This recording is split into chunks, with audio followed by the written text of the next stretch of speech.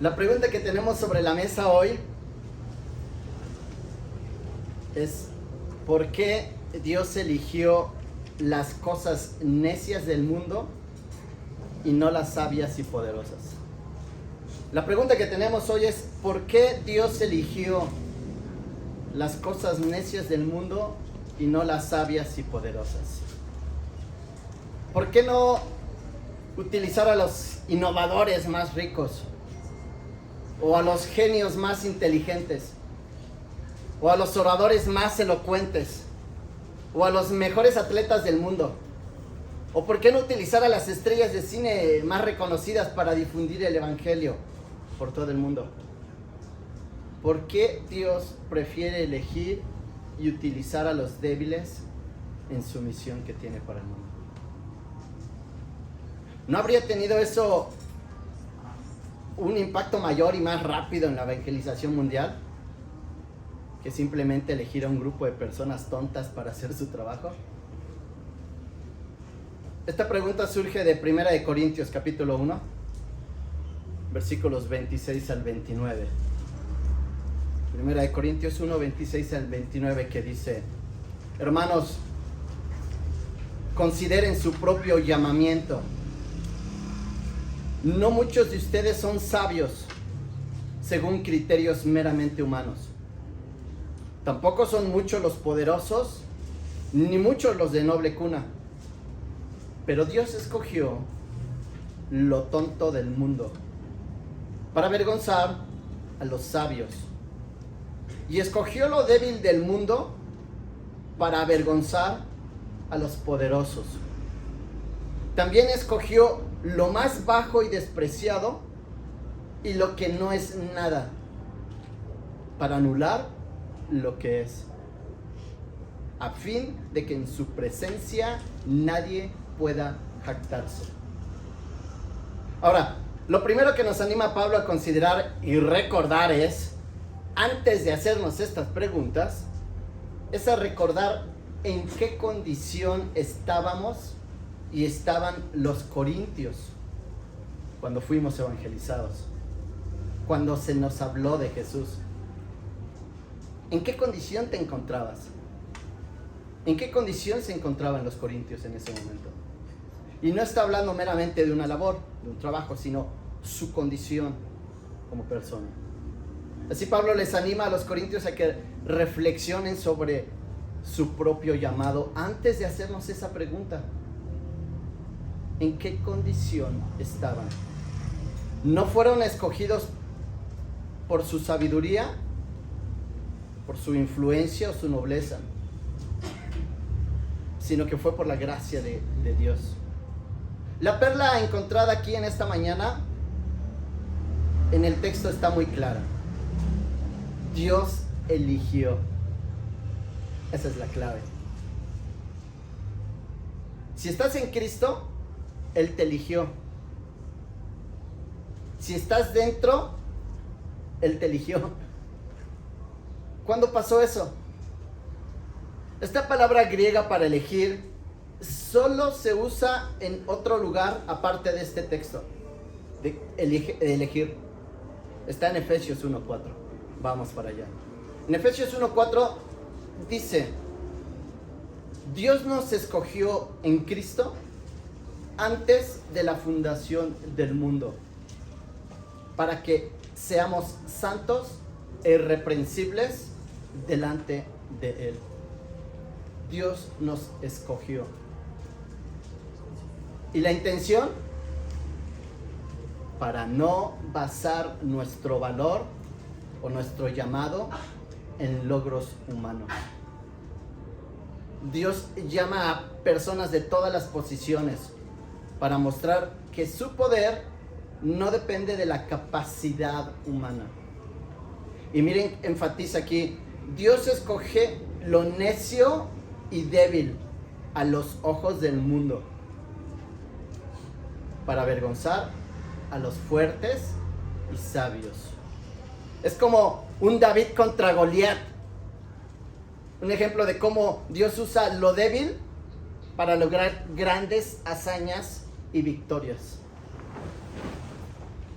Y el versículo 29 nos dice que este patrón de escoger lo que es humilde y sencillo o torpe es para que nadie pueda jactarse delante de Dios. Por esta razón el ánimo al principio de considerar cuál es nuestra condición, nuestra conducta, nuestra vocación cuando conocimos a Cristo. ¿Cuál fue? ¿Ustedes la recuerdan? Es una invitación a reflexionar en el momento cuando leemos esto.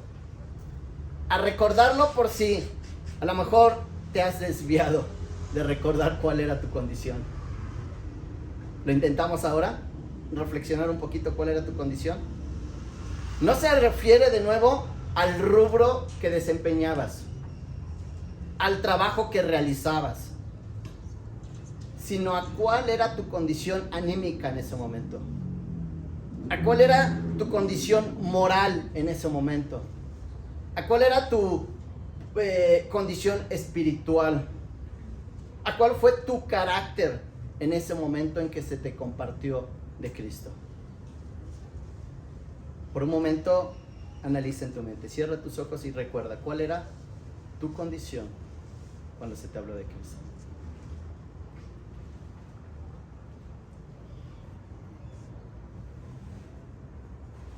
¿Lo recuerdas?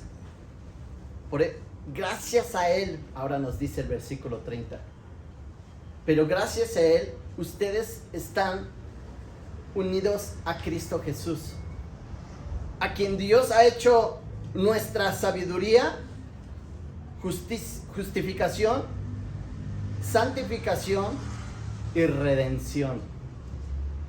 Cristo se convierte para nosotros en sabiduría. Cristo se convierte para nosotros en justicia. Cristo se convierte en ti para santificación. Cristo se convierte en ti para redención. Es por medio de Él que tienes estos dones, que recibes estos atributos, y no por tu propia habilidad que hayas tenido. Por eso primero consideramos cuál era mi actitud en ese momento. Por eso cuando nosotros, los llamados, miramos a Cristo crucificado, no vemos un escándalo, no vemos la locura, vemos poder en Cristo. Así que pareciera que hasta aquí el pasaje nos muestra tres grupos, ¿no? Pareciera ser. Primero, judíos que no son llamados. Segundo, gentiles que no son llamados, tú y yo. Y tercero, judíos y gentiles que son llamados. ¿Me explico? Y hemos visto ya en el tiempo la respuesta de cada uno de estos ante la cruz. Los judíos dicen, ¿un Mesías crucificado? Nunca había oído hablar de tal cosa. Así que esto es un obstáculo para ellos. Los gentiles dicen, ¡qué locura! Parece un dios moribundo, un tonto, un mitológico, ¿no? Pero los llamados decimos, ¡poder! Ese es mi Dios. La vida cristiana se ha basado en lo que Cristo ha hecho por nosotros, no en lo que podamos hacer nosotros mismos. Dios te despertó, te vivificó espiritualmente, te unió a Cristo para que tengas esa relación vital con Jesús. Estás conectado a Él como una vid y un pámpano. Así que cuando te unes a Cristo, todo lo que Él es ahora, lo eres tú. Sin que te conviertas en Dios, obviamente. Todo lo que es Él ahora, lo eres tú. Todos los beneficios que hay en Él, lo tienes tú. Toda la herencia que hay en Él, lo tienes tú. Todo lo que alguna vez compró, lo tienes tú. Toda la obediencia que alguna vez Él realizó, lo tienes tú. Todo el perdón que ofreció Jesús, lo tienes tú. Todo el perdón que alguna vez compró o realizó, lo tienes tú. Ahora lo tienes en virtud de la unión que tienes con Jesús. Y eso se te ha dado por fe. Porque Dios obró, o dicho de otra manera, actuó soberanamente en ti. Gloria a Dios, ¿no? Por todo lo que tienes. Así es, gloria a Dios, dice el versículo por eso 31. El que se gloría, gloríese en el Señor. Ya Jeremías 9, versículos 23 y 24. Ya Jeremías 9, 23 y 24 les había enseñado que la gloria debía ser atribuida a Dios. Dice así en Jeremías 9, que nadie se sienta orgulloso, ni el sabio de su sabiduría, ni el poderoso de su poder, ni el rico de su riqueza. Si alguien quiere sentirse orgulloso de mí y de que me obedece, eso es por conocerme. Pues yo actúo en la tierra con amor y amo la justicia y la rectitud. Esta verdad nos libera de la necesidad de buscar reconocimiento humano. Saber esto a mí me libera de necesitar de buscar un reconocimiento humano. La verdadera satisfacción la encontramos en glorificar a Dios. La verdadera satisfacción la encuentras cuando glorificas a Dios. Y miren, les dice Pablo, que no les he recitado estas palabras con sabiduría humana o con algún orgullo propio para impresionarlos. No, lo hice con el testimonio de Dios. Así lo dice ahora, lo escribe en el versículo 1 al 5 en el capítulo 2. Recordándoles la forma en que llegó a Corinto. Les recuerda con dos declaraciones negativas sobre cómo no vino. Y les recuerda cómo vino a ellos con dos declaraciones positivas sobre cómo se vino. El propósito era que la fe de los corintios no reposara en sabiduría humana, sino en el poder de Dios. Debe de ser una práctica para ti y para mí, ¿no? Que estemos en el día recordando, no, Señor, no en mí, sino en ti. No, Señor, tú tienes el poder, sí tienes el poder para actuar. Que sea una práctica en mi vida para estar recordando que sí, Dios tiene toda la autoridad por sobre todas las cosas para actuar. Y tenemos que recordarlo en el momento.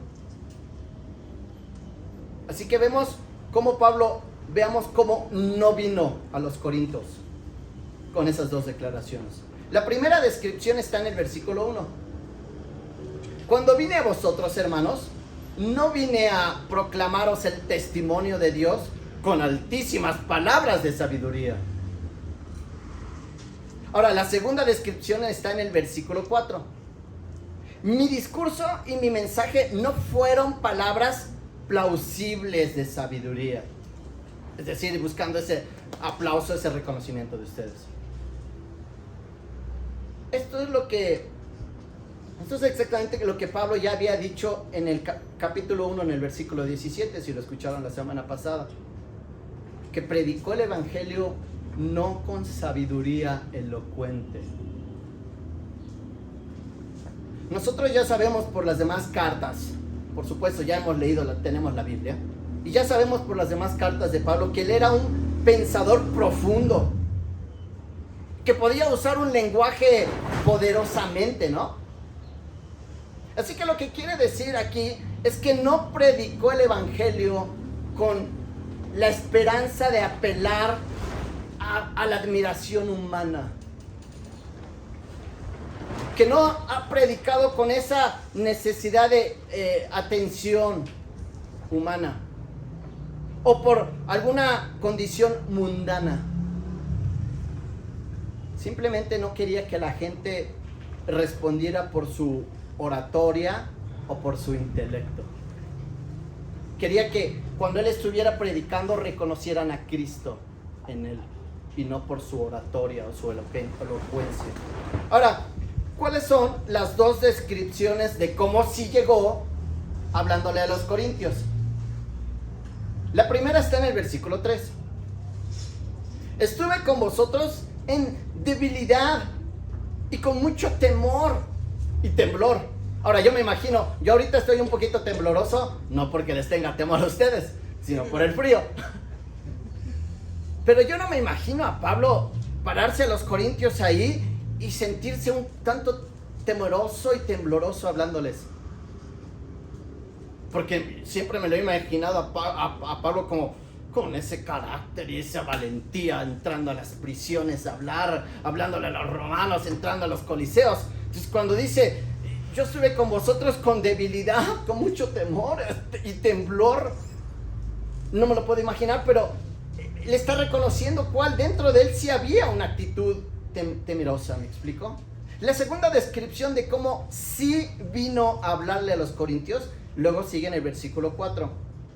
Al decir que su discurso y el mensaje fueron una demostración del Espíritu y del poder de Dios. Es decir, no fue una demostración de una buena elocuencia de parte de Pablo. Ahora con esto quiero que aprendamos en esta mañana. Ya es tarde, pero parece mañana. Con esto quiero que aprendamos en esta mañana tarde que Dios no sigue los patrones del mundo. Quiero que te regreses a casa recordando esto. Dios no sigue los patrones del mundo. Actúa de maneras que a menudo son contrarias a lo que tú y yo consideramos sabio o fuerte. Unos ejemplos son Gedeón y sus 300 hombres. ¿Recuerdan en Jueces 7? Gedeón fue llamado por Dios para liderar a Israel contra los madianitas. Sin embargo, mira, su ejército eran 32,000 hombres. ¿Y saben a cuánto lo redujo? A 300. Para batallar contra más de 3,000. ¿Por qué lo redujo a 300 teniendo 32,000? Porque si iban 32,000 contra más de 3,000 que eran los madianitas, fácilmente todos en nuestra mente aquí entenderían, pues obvio, son 32,000, la fuerza de los soldados. Entonces Dios no hubiera intervenido, pero lo redujo a 300 para que viéramos que no está en el poder y en la capacidad humana, sino en el poder de Dios. Otro ejemplo, David y Goliat. Un joven pastor, jovencillo, 15 años, 17, no lo sé, sin experiencia militar. Y derrota a un gigante guerrero con experiencia militar, un Goliat. Es más, el ejército de Israel estaba paralizado. Un gran ejército. Estaba paralizado por el tamaño de este hombre y la fuerza que tenía este hombre. Pero Dios utilizó a alguien pequeño y despreciado por su propia gente para ganar la victoria. Otro ejemplo, Moisés, un líder reticente. Moisés, a pesar de ser elegido por Dios para liberar a Israel, él se describe a sí mismo como tardo con el habla, medio torpe al hablar. Yo no podría hacer esta labor. Y él decide y elige no ser líder. Sin embargo, Dios lo usó para llevar a cabo una de las mayores redenciones de la historia bíblica. Moisés. Dios por eso invertir cambia las prioridades del mundo. lo que nosotros consideramos como débil y poderoso, Él nos muestra lo opuesto. Un ejemplo está en el Sermón del Monte también, en las bienaventuranzas. ¿Cómo Jesús declara, a quienes declara bendecidos? A los pobres de espíritu, a los que lloran, a los mansos, a los que tienen hambre, a los que tienen sed de justicia. Declara bendecidos a los misericordiosos, a los pacificadores, a los que son perseguidos. Creo que Dios está equivocado, ¿no? Porque estas son cualidades, o estas cualidades son el opuesto de lo que el mundo considera exitoso o bendecido, ¿no? Eso es lo que el mundo considera, opuesto a lo que el mundo considera como exitoso. Otro ejemplo es la manera de servir, de cómo servimos. En Mateo 10, 42, 45, Él dijo, ¿sabéis que los que son tenidos por gobernantes de las naciones se enseñorean de ellas? Sus grandes ejercen sobre ellos potestad, es decir, autoridad. Pero no será así entre vosotros. El que quiera hacerse grande entre vosotros será vuestro servidor. El que de vosotros quiera ser el primero será siervo de todos. ¿Qué óvole? No parece lo que hemos aprendido en el mundo, ¿no? Si tú quieres ser un líder aquí, debes de comenzar por servir a los demás. Las prioridades se invierten en el reino de los cielos. El máximo ejemplo de cómo Dios no sigue los patrones del mundo está en la cruz de Cristo. Primera de Corintios 1, 18 al 25 dice: porque la palabra de la cruz es locura a los que se pierden, pero a los que se salvan, esto es, a nosotros, es poder de Dios. Pues ya que en la sabiduría de Dios, el mundo no conoció a Dios mediante la sabiduría. Por eso agradó a Dios salvar a los creyentes por la locura de la predicación. Así que en este pasaje y en todas estas historias vemos cómo Dios desafía y redefine o nos muestra un opuesto de los conceptos humanos de sabiduría, de poder y de éxito. Los redefine. Dios a menudo elige lo que el mundo desprecia para mostrar su gloria y poder. Así que de modo que ninguna persona aquí ni entre los corintios pueda jactarse de haber alcanzado algo por su propia fuerza. Nuestra fe debe estar anclada en el poder de Dios, no en la sabiduría humana. La cruz es el centro del evangelio y es en Cristo que encontramos todo lo que necesitas. Sabiduría, lo leímos, ¿no?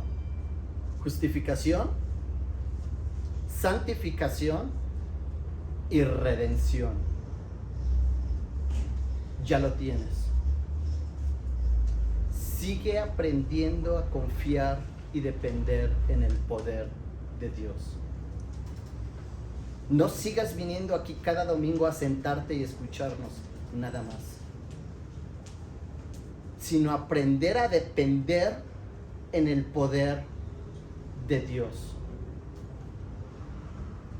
Que dependas ya, tengas una relación tan estrecha, agarrado de la mano de Dios en tu relación diaria y camines experimentando las respuestas de tu oración y del ver el poder como obra en tu vida. Pongámonos de pie.